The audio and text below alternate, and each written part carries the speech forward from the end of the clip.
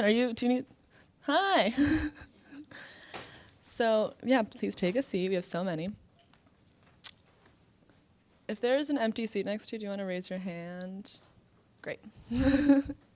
So, hi, thank you so much for coming to this workshop, International, it's not the name of the workshop, Sexual and Reproductive Rights at Home and Abroad, about international reproductive health and rights issues. My name is Isabel Benincasa Reade. I am a recent graduated in May of Smith College, which is a small women's college in Massachusetts. If you guys have questions about women's colleges or about that college, you can contact me. I will give you my email address. Halfway through Smith, I had the amazing opportunity to work with the Global Youth Advocacy Fellowship, and that is a partner of Planned Parenthood, or that's a subsidiary of Planned Parenthood Global. Jenny Vanier, who's actually with us right now, she's the manager of Global Advocacy at Planned Parenthood Global. She is in charge of that fellowship, so if you have questions about it, it's a great time to make a connection. Planned Parenthood itself or the Global Youth Advocacy Fellowship, I'll elaborate a little bit, is a great opportunity to learn how to advocate for, speak about, and connect with international reproductive health and rights issues. It took me a lot of places. It was a great experience. I really recommend it. Planned Parenthood itself is a really amazing organization. As you guys may know, we just turned 100 years old this year. Very, very rare. Yes, thank you. Happy birthday. It's a really central part of our healthcare infrastructure because it supports primary care to a lot of different people, actually. It's the nation's leading resource for sex education, actually, and also provides so many sexual health and reproductive health and general health plans, right? We provide abortions, STI testing, cancer screenings, we provide adoption plans, pap smear, all these different amazing resources, right, that people definitely need. Planned Parenthood also is a global arm, which works with 12 partner countries in Africa and Latin America, and also has a wing in DC that's an advocacy branch that basically works on policy and how do we ensure that these issues on the ground that we see as Planned Parenthood Global are being reflected positively in our policies in Washington. It's really important. Before we get really into things, I'm going to go over community agreements. For those of you who are newer to the workshopping and activism space, community agreements are just a way of making sure that we are all on the same page and that we can all be respectful and make a safer learning environment for everyone. One thing I'm going to bring up kind of before everything is the use of gendered language. We are going to be using the term woman a lot to describe people who can become pregnant and people who are gendered female or born or assigned female at birth. That does not mean that everyone who is impacted by this issue is or identifies as a woman. It's an issue that affects everyone, and there's a lot of trans and genderqueer folks that are implicated by it also in very specific ways. That being said, the data that exists right now about these issues is collected in terms of men and women, which is limiting in some senses, but also gives us, that's the language that we have to talk about it at this point, and that's something that, hopefully will change over time.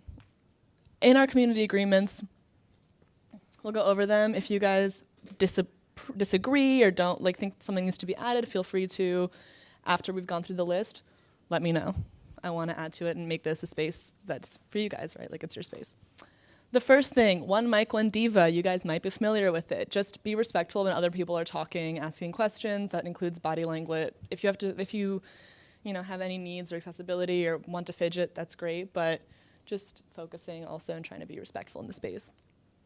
The Vegas rule, what is said here stays here, what's learned here leaves here.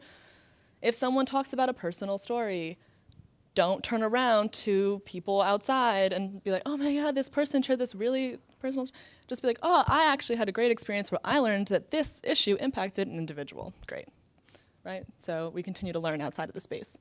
Challenge ideas, not people.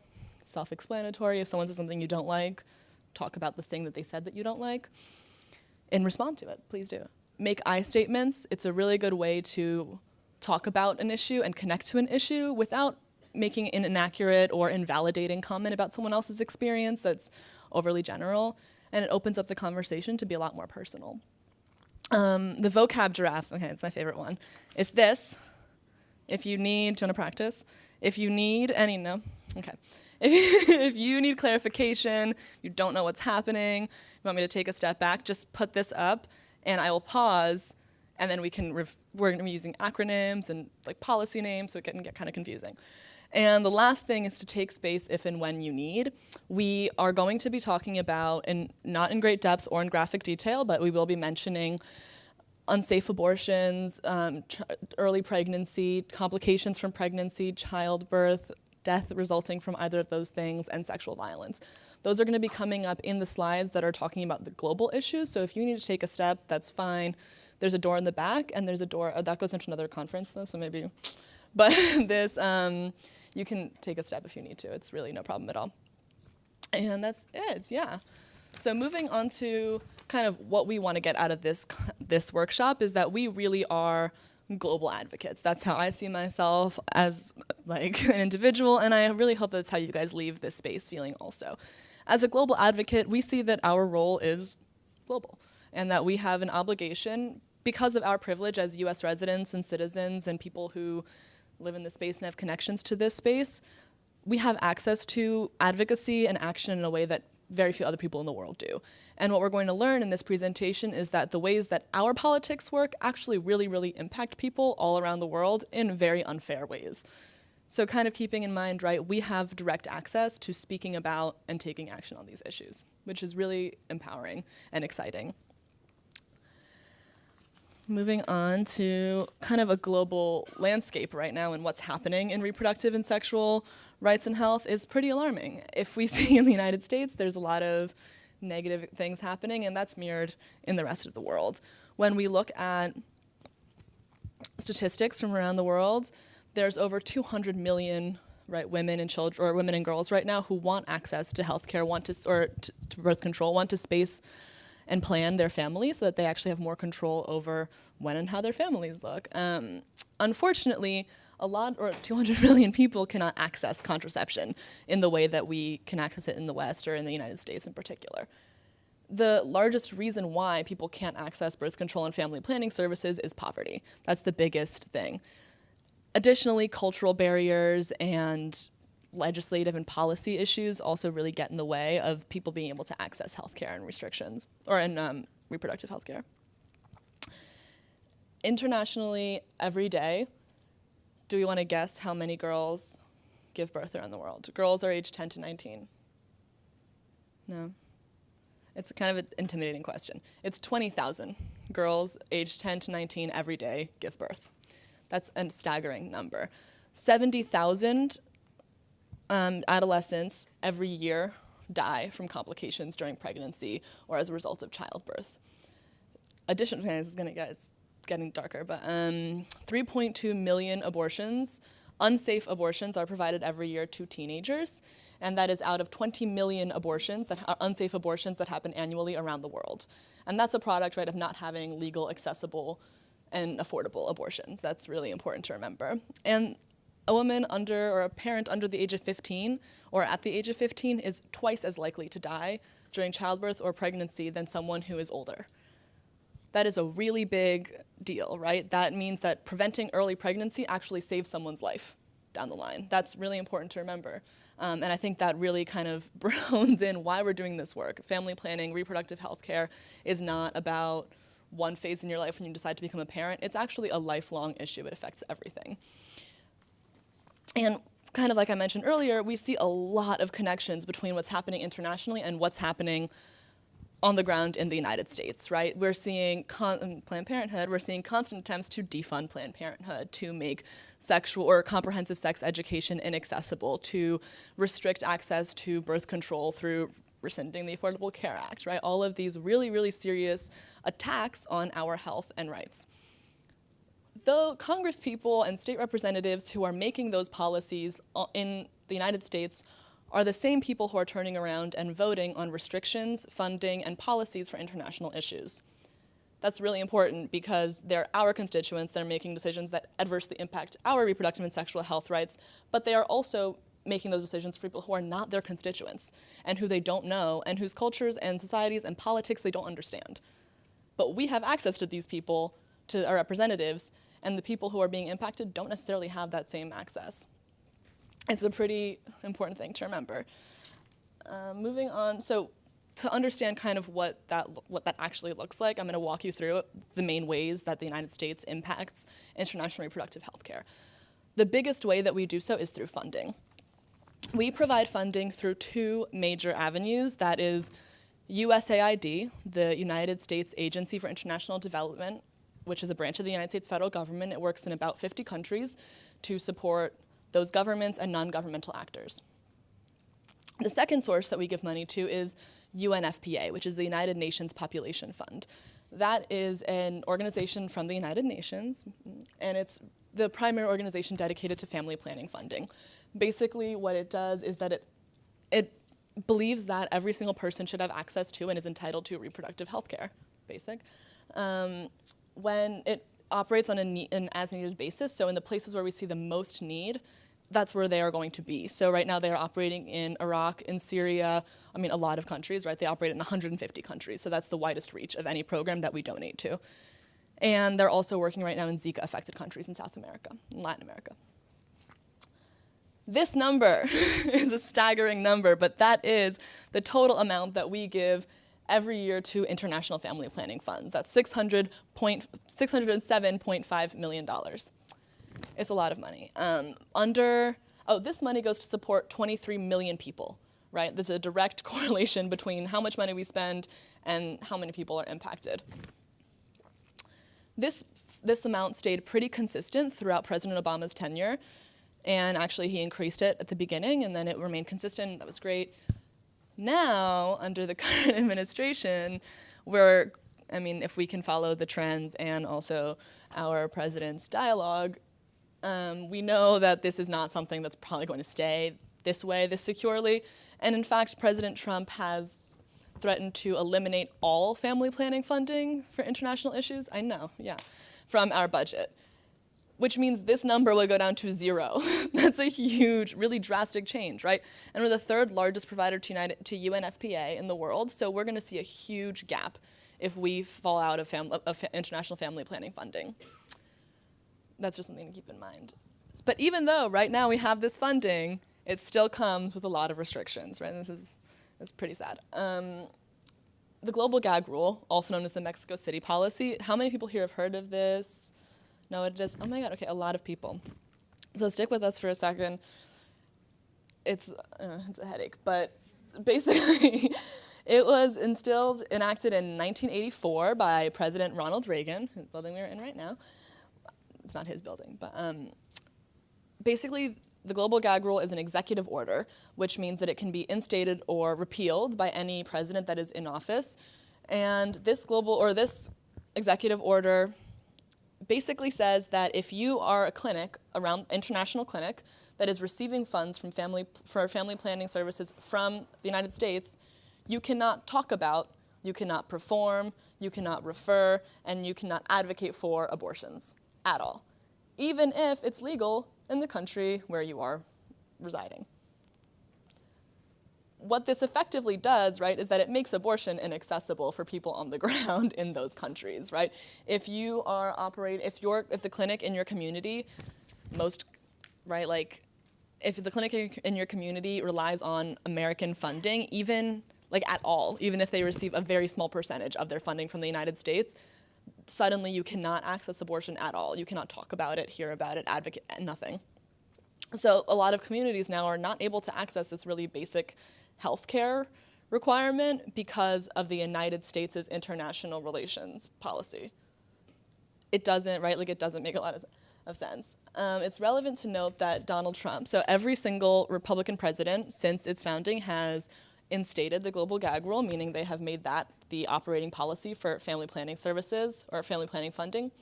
Every Democratic president has repealed it, but no president has actually made a has permanently eliminated it from our kind of cachet of executive orders.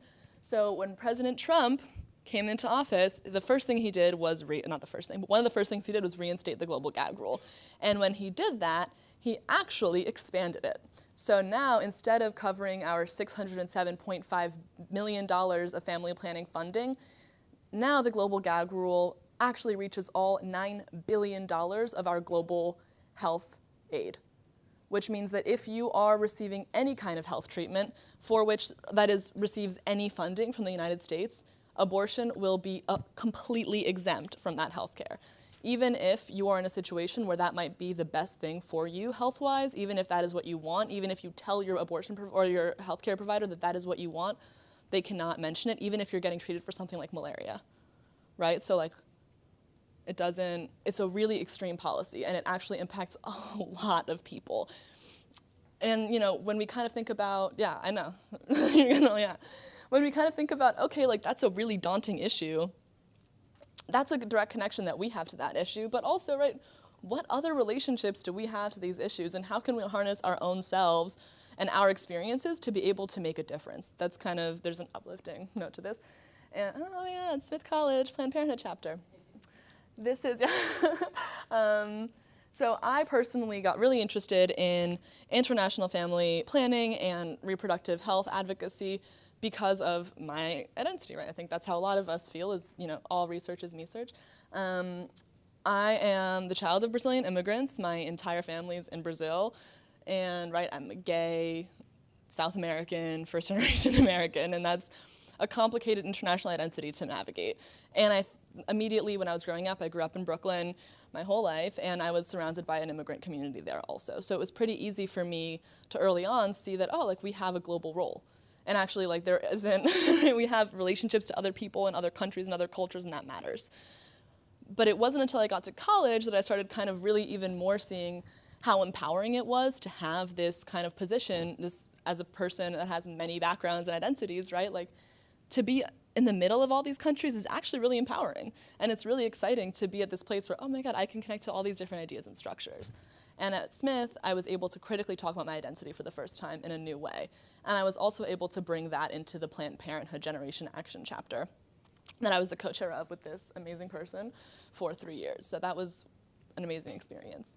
One of the things that I'm most proud of that we did there was this event on Israel and Palestine, which is a really, really complicated issue to talk about, and it's one of the most contentious international issues that we see coming up again and again in, frankly, somewhat repetitive ways. The conversation seems to be pretty pro-Israel versus pro-Palestine, which is, that's an important conversation, but we noticed that on our college campus, this conversation was happening all the time, and no one was talking about sexual and reproductive health and rights, which we know are being impacted because there is a massive healthcare gap in Palestine.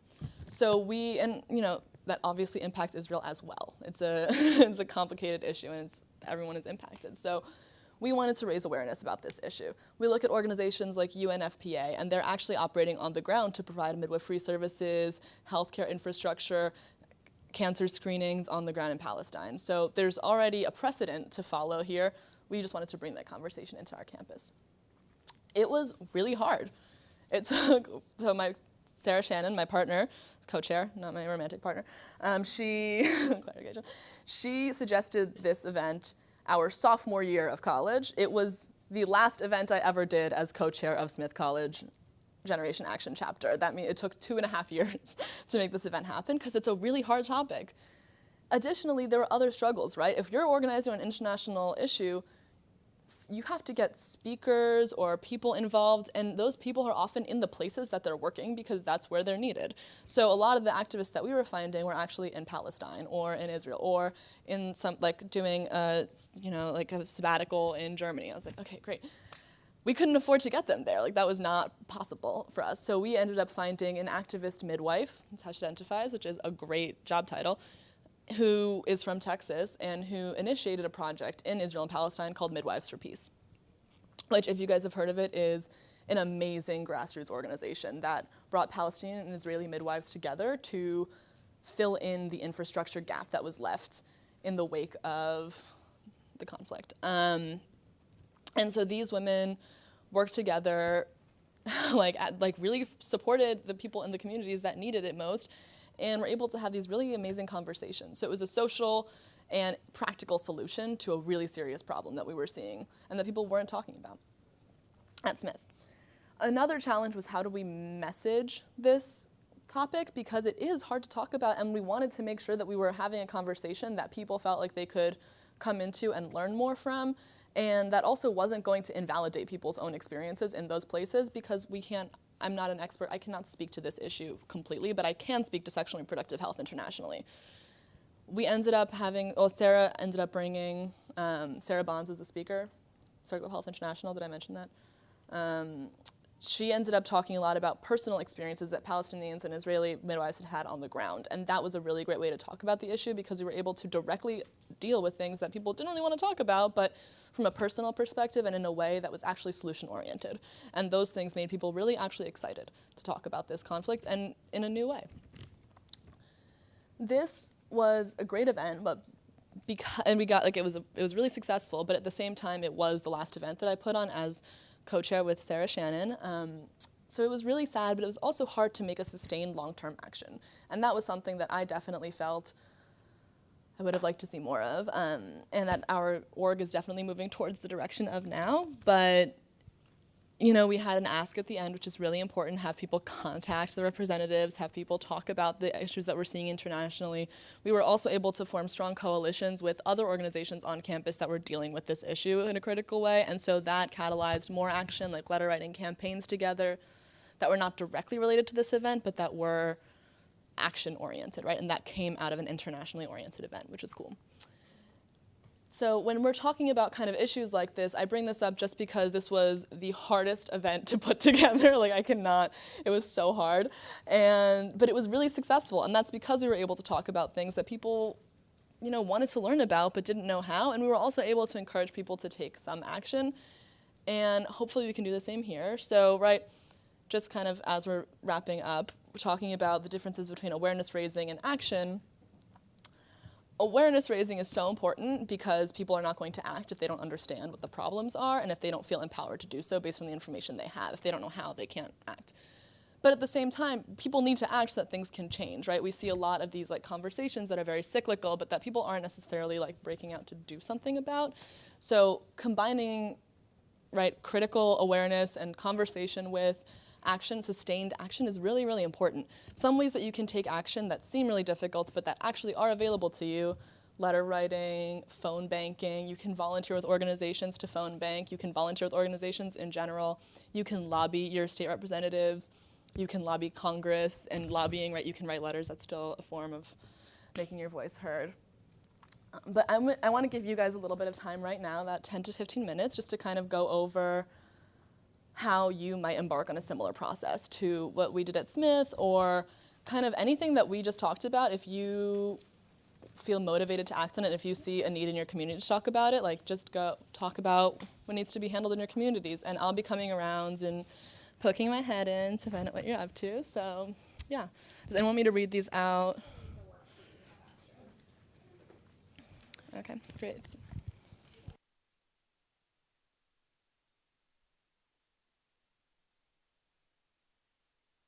But if you want to email me, I'm going to leave my email up here at the end of this session, so you can really reach, or you can DM me. My Instagram's going to be on there too. I'm serious. So right as we wrap up, I just want to get a little bit of feedback from you guys. If someone can tell me one new thing they found out, one new thing that made them feel, or one thing they feel motivated to take action on, or any of those things, does anyone have? That'd be great. Does anyone have anything they learned today they want to share? Yes, what's up?